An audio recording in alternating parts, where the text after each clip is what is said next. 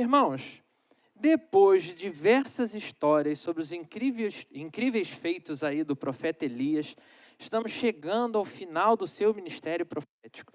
Não significa que não ouviremos mais falar de Elias, mas a gente está caminhando para esse momento final, por isso eu convido você a abrir a sua Bíblia no primeiro livro dos reis de Israel, capítulo 19. Eu vou fazer a leitura do versículo 13 ao versículo 21. Então, primeiro livro dos reis, capítulo 19, versículo 13 ao 21. Diz assim a palavra do Senhor, e eu convido você a manter a sua Bíblia aberta ao longo da exposição. Ouvindo-o Elias, envolveu o rosto no seu manto e, saindo, pôs-se à entrada da caverna. Eis que lhe veio uma voz e lhe disse: que fazes aqui, Elias? Ele respondeu: tenho sido em extremo zeloso pelo Senhor, Deus dos exércitos, porque os filhos de Israel deixaram a tua aliança, derribaram os teus altares e mataram os teus profetas à espada. E eu fiquei só e procuram tirar minha vida. Disse-lhe o Senhor: vai, volta o teu caminho para o deserto de Damasco, e em chegando lá, unge a Hazael, rei sobre a Síria. A Jeú, filho de Ninsi, ungirá rei sobre Israel. E também Eliseu, filho de Safate, de Abel-Meolar, ungirás profeta em teu lugar. Quem escapar a espada de Hazael, Jeú o matará. Quem escapar a espada de Jeú, Eliseu o matará. Também conservei em Israel 7.000, todos os joelhos que não se dobraram a Baal, e toda a boca que não o beijou. Partiu, pois, Elias dali, e achou a Eliseu, filho de Safate, que andava lavrando com 12 juntas de boi adiante dele. Ele estava com a 12ª. Elias passou por ele e lançou o seu manto sobre ele. Então, deixou este os bois, correu após Elias e disse: deixa-me beijar a meu pai e a minha mãe, e então te seguirei. Ele respondeu: vai e volta, pois já sabes o que fiz contigo.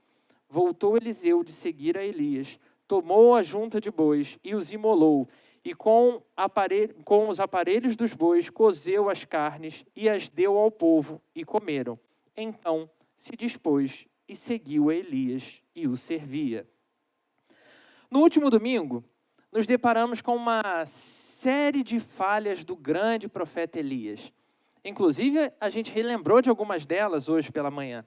Ele tinha fugido da rainha Jezabel, e isso temendo pela sua vida. Meu irmão, não sei se você tem noção da intensidade de algumas palavras que são usadas no texto. Isso significa que ele fugiu aterrorizado. Ele imaginou que era o fim, não tinha solução para ele. Depois, ele se viu cuidado e reabilitado para seguir em sua missão. E mais uma vez dá um jeito de se esconder. Elias continua com medo. E por fim, diante da convocação do Senhor, ele dá uma resposta altamente vitimista. Se você voltar aí os seus olhos para os versículos anteriores, especificamente no versículo 10, você vai claramente ver sinais desse vitimismo de Elias. Ele respondeu, diz assim a palavra de Deus, versículo 10. Tenho sido zeloso pelo Senhor, Deus dos exércitos, porque os filhos de Israel deixaram a tua aliança, derribaram os teus altares e mataram os teus profetas à espada, e eu fiquei só. E agora ainda querem me matar e procuram tirar minha vida. E essa resposta é muito parecida com a resposta que a gente leu hoje no versículo 14. Só que eu não sei se você atentou, o versículo 14 ele ainda traz uma intensidade em tudo que ele falou no versículo 10. Olha só, tenho sido em extremo zeloso pelo Senhor, Deus dos exércitos. E aí ele segue pelo mesmo clamor, com o mesmo argumento. Ao que tudo indica, ele realmente estava fraco e confuso diante de tudo que tinha acontecido. Várias coisas se passavam na cabeça do nosso irmão.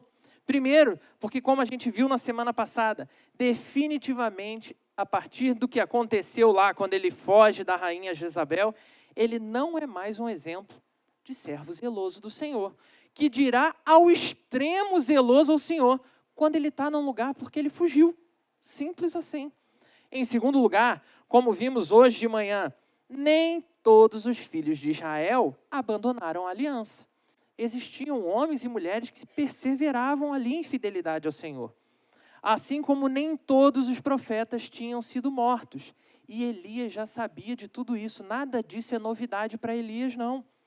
Mas envolto às suas dificuldades, envolto dos seus problemas, envolto à confusão do seu próprio coração, Elias argumenta com Deus sobre a sua pequenez, sobre a sua incapacidade de seguir para fazer tudo que era necessário. No que parece, embora Elias continue sim confiando em Deus, na mesma forma que ele confiava antes, naqueles feitos extraordinários, agora ele realmente parece começar a questionar se ele era a melhor pessoa para estar naquela posição, se ele era o melhor profeta para o momento, se ele ia ter condição de honrar tudo que Deus esperava dele. Questionar se ele daria conta da grande missão que Deus estava colocando para ele.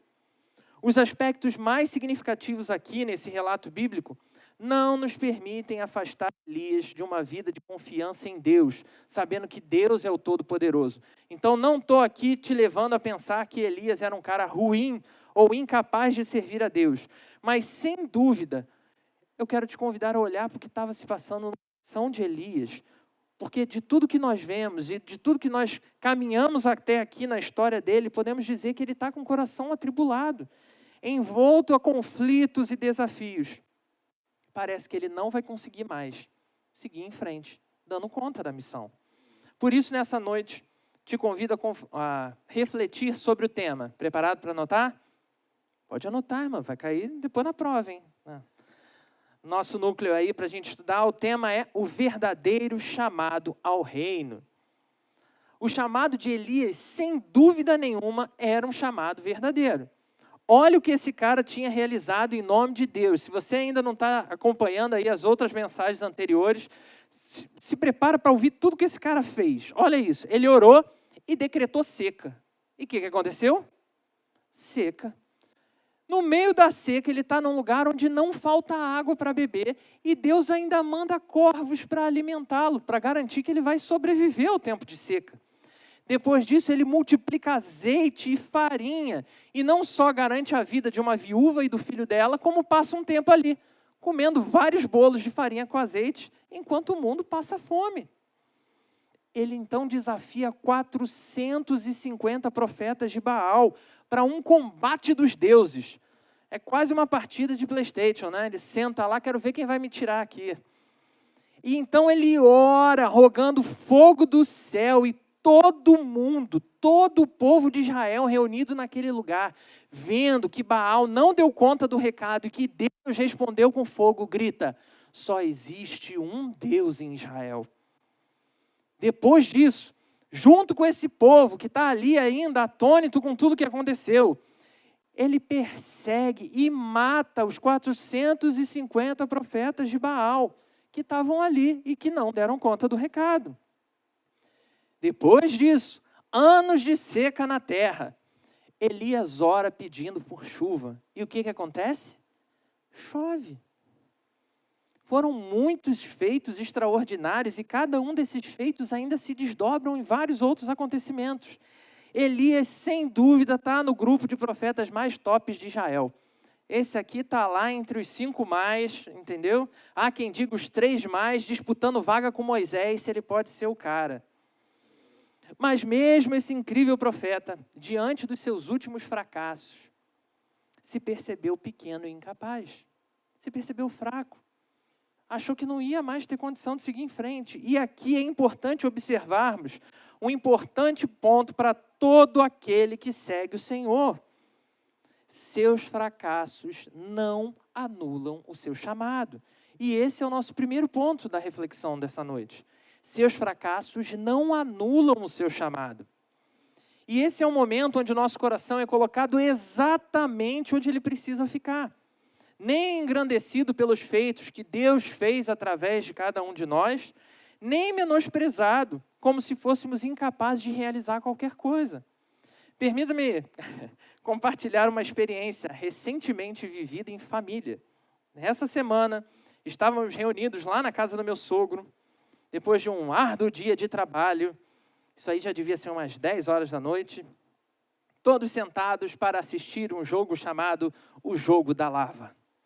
Isso mesmo, tem na Netflix, você pode conferir lá depois. Esse é um jogo onde precisamos passar por um circuito em equipe, onde o chão é feito de lava. Afinal de contas, é o jogo da lava. Logo, quem toca o chão é eliminado. Esse, inclusive, é um programa aí que Thaís, em particular, adora. E a gente passa algumas horas gargalhando da desgraça das pessoas ao longo da prova. Mas num dos episódios que nós vimos essa semana, tinha um rapaz extremamente ágil que havia feito grandes avanços na prova. O cara era bom. Você olhava para o cara se pendurava, ele rolava para um lado, rolava para o outro, tudo dava certo o que ele estava fazendo. Mas durante todo o tempo da prova, a cada passo, o cara parava e ficava repetindo. Não vai dar, não vai dar, não vai dar, não vai dar, eu vou cair. A gente vai perder, não vai dar, não vai dar. Você consegue imaginar o que aconteceu? O que aconteceu? Isso mesmo. Ele caiu na lava e foi eliminado do jogo, apesar de ser incrivelmente preparado para aquilo ali. Em seguida, a gente vê um outro time passando pelo mesmo circuito.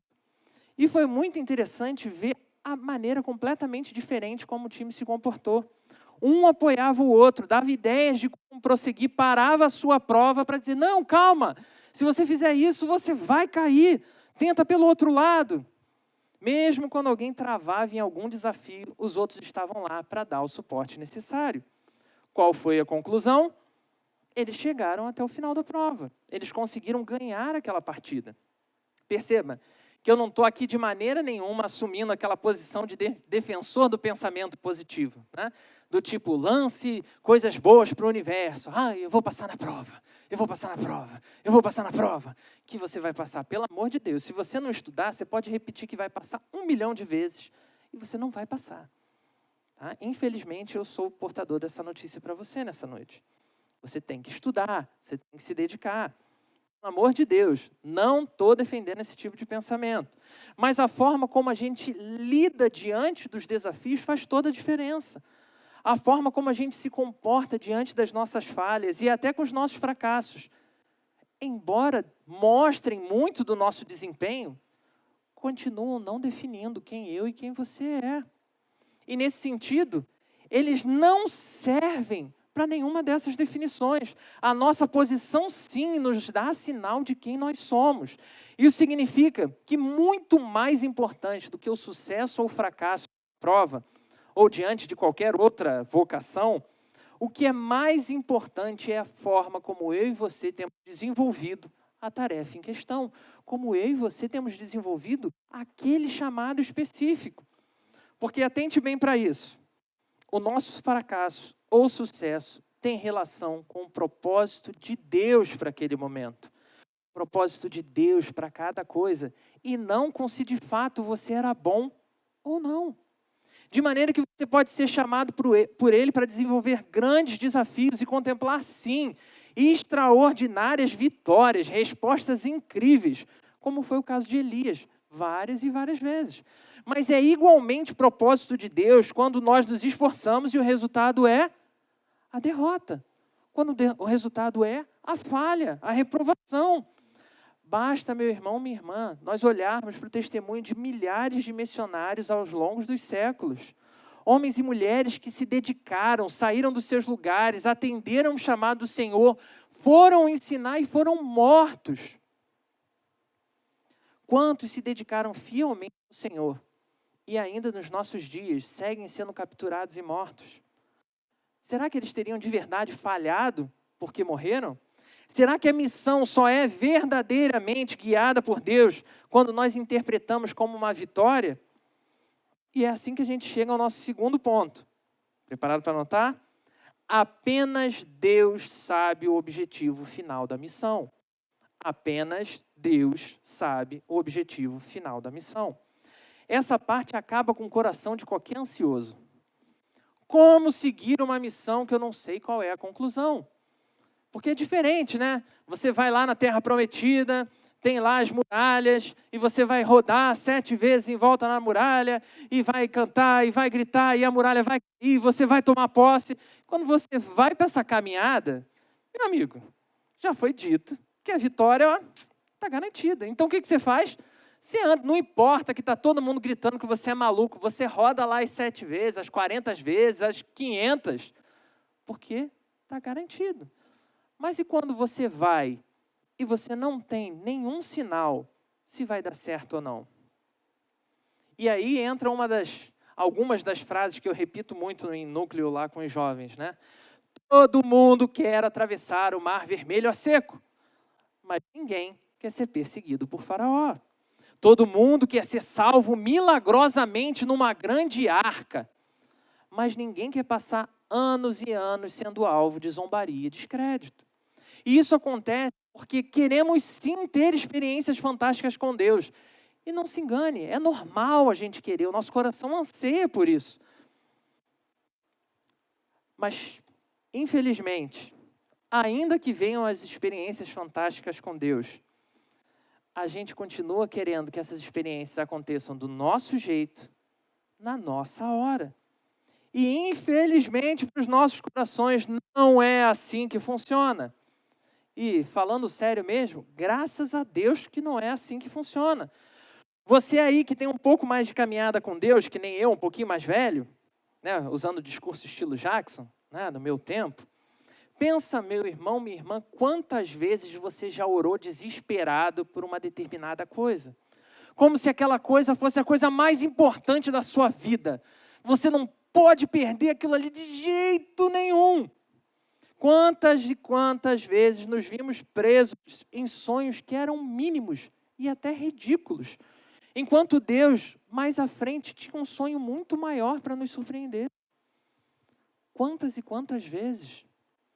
Quantas vezes olhamos para situações e identificamos que tudo que conquistamos é um grande fracasso.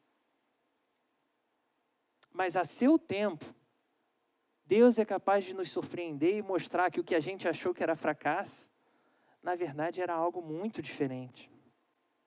Entenda, nem sempre vai ficar claro, do tipo, você foi fracassado aqui, mas Deus tinha uma outra coisa para você. O melhor exemplo é pensar a vida de adolescente crente. Deus me dá um namorado. Se não está orando assim, tem que orar, irmã, porque né, eu sei que está querendo namorado. Então, pede a Deus que é melhor, fica um pouquinho melhor. Né? E aí, você, claro que pediu a Deus, mas você dá o critério, não serve qualquer um, né? Não serve aquele crente, servo do Senhor, que é feio. Tem que ser o bonitão, cheirosão, né? Legalzão. E aí você ora, você repreende as outras varoas na vida do irmão, porque ele é o que tem de melhor de Deus para você. E aí você chora de se acabar quando Deus faz ele namorar outra pessoa. Às vezes, e isso nem sempre fica claro, ele se mostra uma pessoa totalmente indiferente à fé. E aí você tem a oportunidade de olhar e dizer, foi um livramento. Mas muitas vezes você não vai ver nenhum desses sinais. E ele vai ser feliz com a outra varoa lá. Vai casar e vai dar tudo certo. Porque ele não era o que Deus tinha para você. Simples assim. Sem saber que ele era pior ou melhor, ele não era para você. E é por isso que esse segundo ponto é tão importante, quando a gente olha e entende o que está nos conduzindo a interpretar algo como fracasso. Apenas Deus sabe o objetivo final de cada missão. Isso significa que você pode acreditar com todas as suas forças que você fracassou em qualquer coisa. Mas para Deus a sua missão foi cumprida exatamente como era necessário. Mesmo você não chegando aonde você achou que era para chegar. Grave essas palavras no seu coração, pelo amor de Jesus Cristo. Deus sempre cumprirá o seu propósito na minha vida. Deus sempre cumprirá o seu propósito na sua vida. Mesmo que pareça que você fracassou. Mesmo que pareça que você não vai dar conta de qualquer uma das missões. Mesmo que tudo sinalize que é o fim. Deus cumprirá o seu propósito na sua vida. Por que a gente pode afirmar isso, irmãos? Ele é o condutor de todas as coisas, ele rege, direciona cada acontecimento para a manifestação da sua glória. E a Bíblia nos mostra isso de Gênesis a Apocalipse. Mesmo a morte de cada um dos mártires, mesmo a morte de cristãos nos nossos dias, mesmo os meus e os seus maiores fracassos, mesmo as nossas falhas mais bobas e indiferentes, todas seguem cumprindo seus propósitos. Então, em primeiro lugar, seus fracassos não anulam o seu chamado. Em segundo, apenas Deus sabe o objetivo final da missão. Em outras palavras, só termina quando Deus diz que terminou. Então, voltemos a Elias. Esse profeta estava descobrindo, nesse momento da história em que isso tudo começa a acontecer, o real propósito de Deus por trás das suas falhas. Seu ministério estava chegando ao fim, como a gente falou no início da mensagem. Era chegado o momento que ele teria que passar o bastão para outras pessoas. Assim como Deus havia chamado Elias, ele agora esclarece que também já tem os seus escolhidos para seguir com a sua missão. Pois o grande herói da história, meu irmão, minha irmã, nunca foi Elias. Nada daquilo aconteceu por causa de Elias, pelo poder de Elias. Embora tudo tenha sim acontecido através de Elias, pelo ministério de Elias. Existe uma série de missões conduzidas por Deus todos os dias, ainda hoje. Como vimos hoje pela manhã, missões extraordinárias que são conduzidas sim por Elias, do nosso tempo. E missões extremamente ordinárias e corriqueiras, conduzidas por Obadias. Homens e mulheres de Deus são veículos diários das missões de Deus no mundo. Muitas dessas missões são claros sucesso e a gente glorifica de pé.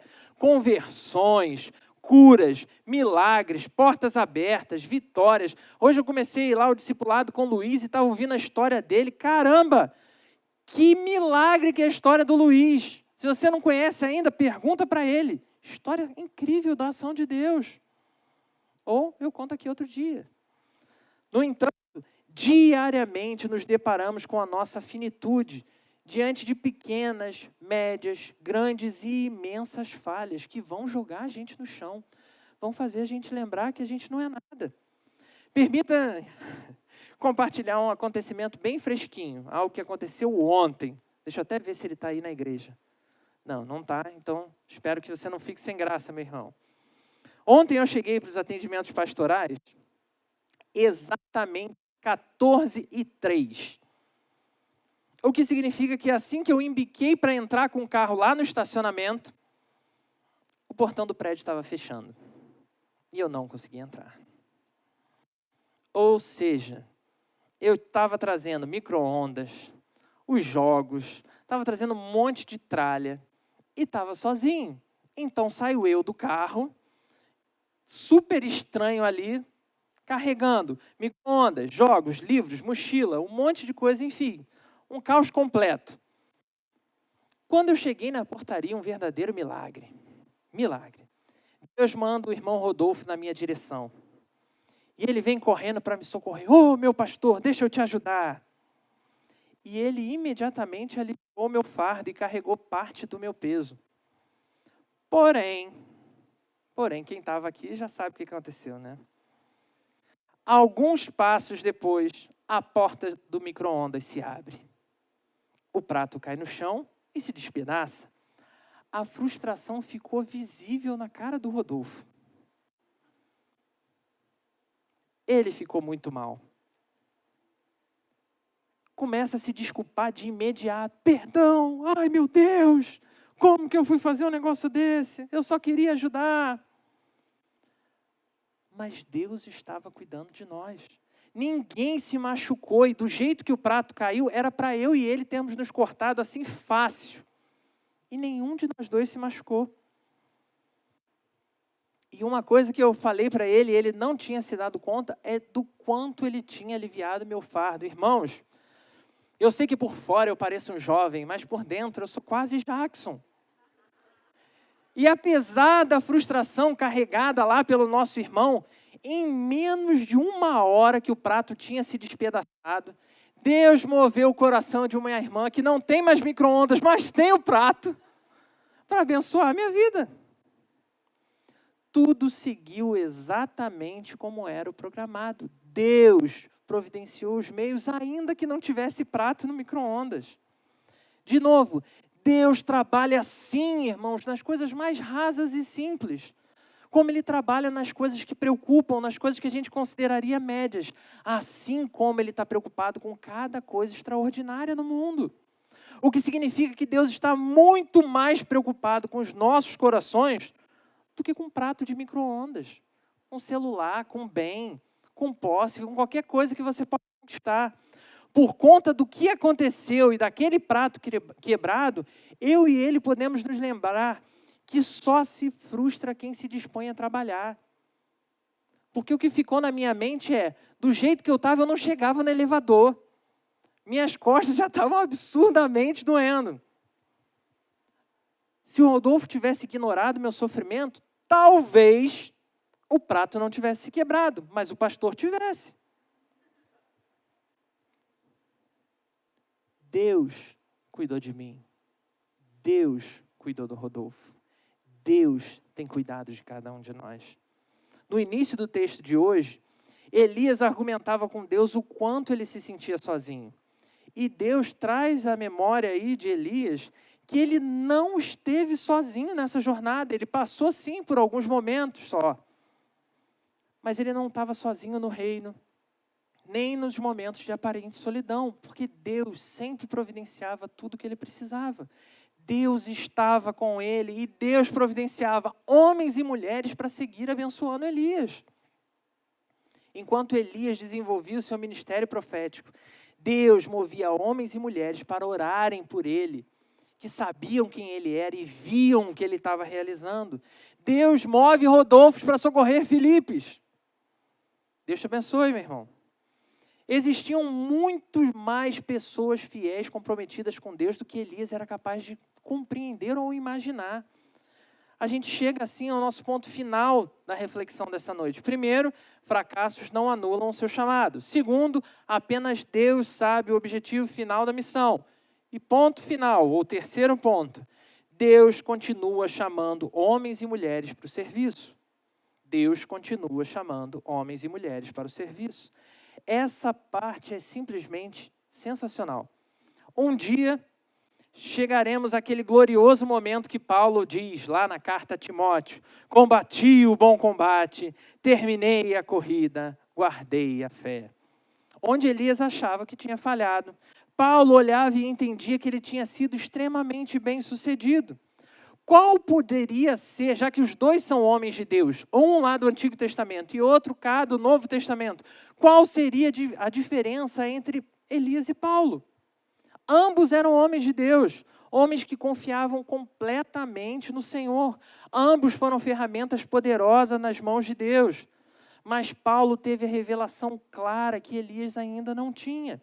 Elias aguardava a vinda daquele que seria o verdadeiro rei de Israel, aquele que traria perfeitamente tudo o que era necessário para a redenção do reino.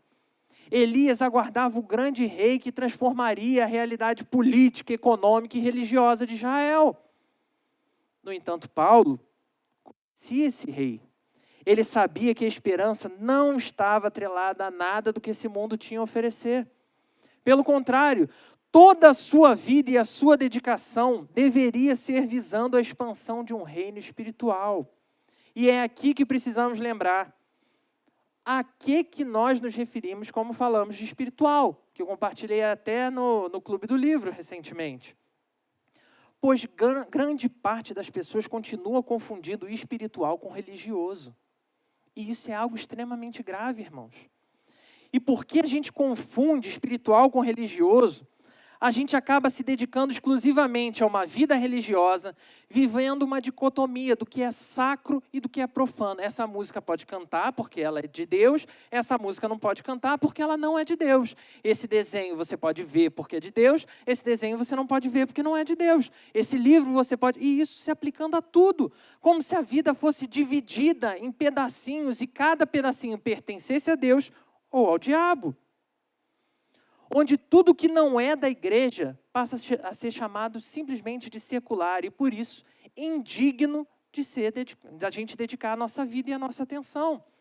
Quando a gente olha para a vida dessa forma, deixamos de crer no absoluto governo de Cristo sobre todas as coisas e passamos a viver como se Ele governasse apenas a parte religiosa da nossa vida. E nesse sentido, nossa esperança então estaria única e exclusivamente no céu, porque nada de bom pode acontecer aqui nessa vida profana. Mas não é esse tipo de vida espiritual que a Bíblia nos conta. E não é sobre essa vida espiritual que a gente está falando aqui. Para nós, cada um de nós, assim como tudo que existe, nós somos seres espirituais. Então, quando nos envolvemos com política, nos envolvemos como homens e mulheres espirituais envolvidos com política. Quando nos desenvolvemos as nossas atividades, o que Deus nos chamou para fazer, seja a área que for, fazemos nossos trabalhos sendo homens e mulheres espirituais, homens e mulheres comprometidos com o reino espiritual. Assim como somos seres espirituais, quando a gente está aqui na igreja, louvando ao Senhor, fechando os olhos e glorificando, nós também somos seres espirituais. Na segunda-feira, quando a gente acorda de manhã, quando a gente sai para trabalhar, quando a gente estuda e se prepara para a prova, quando a gente desenvolve cada um dos ministérios que Deus colocou nas nossas mãos. Quando falamos de vida espiritual, estamos falando de uma vida completa, não particionada em pedacinhos. Uma vida que vai dos primeiros segundos do domingo às 0 hora do domingo seguinte. Isso é, toda a nossa vida é espiritual. Logo, Jesus governa sobre tudo na sua vida. Logo, nossa missão, nosso chamado é exercitado ou é exercido em todos os lugares por onde nós passamos, a todo o tempo. Uns, sim, com chamados para profetizar, como é o caso de Elias. Outros com chamados para governar. Outros com chamados ainda mais diversos e de várias especificidades diferentes. Mas todos somos chamados para manifestar a glória de Deus de diferentes formas. Seja em meio às claras vitórias, seja através de aparentes fracassos. Paulo entendeu que estava preso, que ele estava caminhando para os seus dias finais, que ele ia morrer. Acabou, não tinha para onde ele fugir. Mas ele sabia que ele tinha feito o que Deus queria que ele fizesse. Ele sabia que seu chamado era verdadeiro. Elias, no entanto, passava por um momento, sim, de sofrimento e aparente abandono. Um aparente momento de falha na sua missão. Mas o mesmo Deus que surpreende Paulo e assegura tantas coisas no coração dele, é o Deus que vem ao encontro de Elias, mostrando para ele que o seu chamado era verdadeiro e a sua missão seguia exatamente como tinha sido planejada. Por isso, vemos o claro cuidado de Deus nos versículos finais que nós lemos, esclarecendo tudo isso para Elias. Eu já preparei até aqueles que vão te suceder, Elias. Fica tranquilo, não tem o que temer. Deus já havia chamado e preparado Hazael para a sua missão, pois todas as nações da terra, sejam nações aliadas do povo de Deus, sejam nações rivais do povo de Deus, seguem sob o domínio do nosso Senhor Jesus Cristo. Então, vai lá, unge o rei pagão, vai lá fora, faz isso, porque eu vou usar ele para o meu ministério. Deus já havia chamado e preparado Jeú para a sua missão, pois mesmo o povo separado por Deus, para ser chamado de Israel nesse período da história, apesar das suas falhas e tropeços, continuam sob domínio e condução do nosso Senhor. Assim como Deus já havia escolhido Eliseu para continuar essa missão de Elias. Um homem simples, cheio de falhas e com histórias fantásticas que a gente vai ver nos próximos domingos, mas um homem que entende o seu chamado e que se dispõe prontamente a responder o seu chamado. Caberia a Elias agora apenas passar o bastão, ungindo cada uma das pessoas que seguiria no seu ministério, como evidências dos seus respectivos chamados, porque Deus continua chamando homens e mulheres para o serviço, ainda que pareça que tudo acabou. E Ele vai continuar, meu irmão, minha irmã, fazendo isso até até o final, arrancando homens e mulheres de uma vida seccionada e partida para uma vida espiritual e plena, para participarem da expansão do reino, um reino que é 100% espiritual, um reino que será assim completo na glória, pelo amor de Jesus Cristo, perfeito, 100%, só na glória, não tem ninguém que possa transformar isso em uma realidade aqui. Afinal de contas, é só parar para pensar. A Bíblia nos diz que lá a gente não vai ter que lidar com o mal, lá a gente não tem que lidar com a corrupção, lá a gente não tem que lidar nem com a morte. Lá será pleno, isso é um fato. Mas um reino que já começou aqui e agora. Um reino para o qual homens e mulheres como eu e você são chamados a fazer parte. Reino para o qual somos chamados e desafiados a viver em uma condição contínua, diária, de dedicação completa, de inteireza de coração. Pois esse reino contempla assim São Gonçalo, por mais que você não goste de São Gonçalo. Esse reino contempla também os países mais ricos do mundo, inclusive Ucrânia e Rússia, que ainda seguem em guerra. Um reino que não tem limites geográficos ou temporais. Um reino que unifica homens como Elias, Paulo, Adão, assim como unifica mulheres como Evas e Marias. Todos nós, homens e mulheres verdadeiramente chamados para viver uma vida à sombra de Jesus Cristo. Vencermos e perdermos, sermos bem-sucedidos e falharmos, vivermos ou morrermos sempre, cada momento da nossa história, para a manifestação da glória de Deus, para a expansão do seu reino, comprometido com um verdadeiro chamado que foi feito a você. Talvez o seu chamado, meu irmão, minha irmã, infelizmente não seja para ser rico, ou não seja para ser o vencedor do próximo reality show, mas Deus te chamou para algo extraordinariamente especial. E algo que Ele preparou você para realizar. Talvez pareça falha, talvez as pessoas desacreditem de você, mas uma coisa que você pode ter plena consciência, o Deus que chamou cada um dos homens que falamos aqui, é o mesmo Deus que se aproximou de mim, é o Deus que se aproxima de você, e é o Deus que capacita cada um de nós para desenvolver o seu plano, independente do que você vai achar, se foi sucesso ou fracasso, a glória dele se manifestará na sua vida. Você pode fechar os seus olhos? Santo Deus, obrigado, Senhor. Obrigado porque o Senhor sempre cumpre os seus propósitos na nossa história, Senhor. Obrigado porque as nossas falhas não nos definem. Obrigado, Senhor, porque o Senhor pega o nosso coração tantas e tantas vezes destruído e envolto em falhas e nos dá um novo coração. Senhor, infelizmente nós somos ansiosos, somos homens e mulheres arrogantes que acham que conseguem sozinhos, que acham que dão conta das missões que o Senhor nos apresenta. Deus, tem misericórdia de nós. Ajuda-nos, Senhor, como ao longo da história o Senhor fez com tantos homens fiéis ao Senhor. Venha ao nosso encontro nessa noite, Senhor. Renova o nosso coração. Renova a certeza, Senhor, para que o Senhor nos chamou. Para fazer parte de um reino espiritual, um reino pleno, um reino perfeito. Ajuda-nos, Senhor, a aprender a contemplar a Tua beleza em cada gesto da nossa vida e da nossa história. Ensina-nos, Senhor, a não desistir, ainda que todos apontem a gente como fracassado. Que a nossa consciência esteja comprometida contigo e que com isso nós sejamos capazes de seguir firmes até o dia final. Deus, que assim como o Senhor falou conosco nessa noite, o Senhor nos permita viver uma semana, viver um mês, viver um ano, viver a nossa vida, de maneira que creremos acima de toda e qualquer condição, que o nosso Rei, o perfeito e infinito Rei, vive e reina sobre tudo e todos pelos séculos dos séculos. E que essa esperança seja suficiente para encher o nosso coração de alegria e de paz, em nome de Jesus. Amém.